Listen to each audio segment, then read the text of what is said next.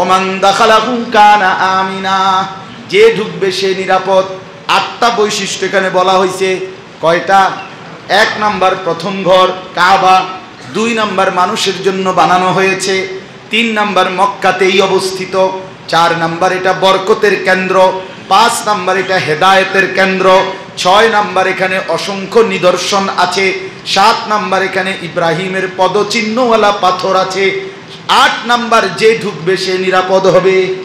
আল্লাহ বলেন এতগুলো বৈশিষ্ট্যের কারণে ওয়ালিল্লাহি আলান নাসি হিজ্জুল বাইতি মান ইসতাতাআ ইলাইহি সাবিলা, সামর্থ্যবান ব্যক্তিদের উপরে যাদের কাছে নিজের সংসারের প্রয়োজন পূরণ করে এই পরিমাণ জমি, এই পরিমাণ টাকা, এই পরিমাণ ব্যাংক ব্যালেন্স আছে, যেটুকু দিয়ে আল্লাহর ঘরে যাওয়া থাকা আসা এইটুকু খরচ হয়ে যাবে, এমন ব্যক্তিদের উপরে আমি আল্লাহ এই ঘরের উদ্দেশ্যে আমার সন্তুষ্টির জন্যে হজ ফরজ করে দিলাম।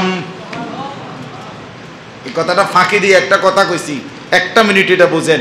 অর্থাৎ কোনো ব্যক্তির নিজের যে বসত ভিটা, এই মানে যেটার মধ্যে থাকে আর কি, এই ভিটা এইটা এবং এর যে বউ বাচ্চা আছে, এদের যে আল্লাহর ঘরে যাওয়া থাকা আসা পরিমাণ এদের খরচ, সাংসারিক খরচ, আর ওই টাকাটা আল্লাহর ঘরে যাওয়া আসার যে টাকাটা, এইটা মিলাইয়া যদি ব্যবস্থা হয়, তার এই জমি বসতের ভিটাটা বাদ দিয়া যা আছে, ক্ষেত আছে, জমি আছে, ব্যাংকে টাকা আছে, অথবা বাজারে ভিট আছে, ব্যবসা আছে, এই সব টাকা অথবা যে কোনো একটা দিয়েও যদি আপনার এই টাকা হয় ব্যবস্থা, মনে করেন আরো খোলাসা এক কথাই বলি, আমার স্ত্রী 1 জন, আমার ছেলে মেয়ে 4 জন, তো হইলো আমরা হলাম 6 জন, তো আমি গেলে গা তো 5 জন, তো 5 জন মানুষ যদি 1.5 মাস বা 2 মাস সংসারে বাজার খরচ,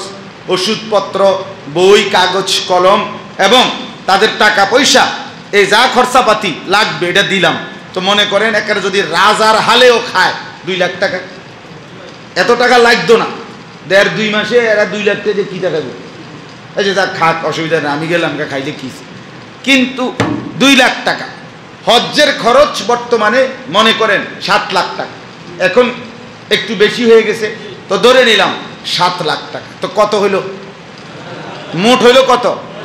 এখন কোনো ব্যক্তির কাছে তার যে বসত ভিটাটা বাদে বা রাস্তায় বা খেতে 10 শতক জায়গা আছে বা 20 শতক জায়গা আছে, এই একটা মাসালাই শুধু বোঝেন, এরপরে আমার কথা শেষ। তো 10 শতক বা 20 শতক কি আছে? জমি আছে। এখন সে যদি এই 10 শতক বা 20 শতক যে জায়গা আছে এখান থেকে যদি কিছু অংশ বিক্রি করে, তাহলে এই 9 লাখ টাকা, আমি সাপোজ কইছি 9 লাখ, কম বেশ হইতে পারে না, তো এই 9 লাখ টাকার ব্যবস্থা হয়ে যাবে। আর অতিরিক্ত আরো যে কদ্দুর জায়গা রয়েছে পুরাটা তো বেচছে না, যেদ্দুর বেচার পরে যেদ্দুর রয়েছে অদ্দুর দিয়ে আবার ফিরে আসার পরে তার সংসার চলবে। কথা বুঝছেন কিনা? আল্লাহর কসম, এই ব্যক্তির উপরে হজ ফরজ।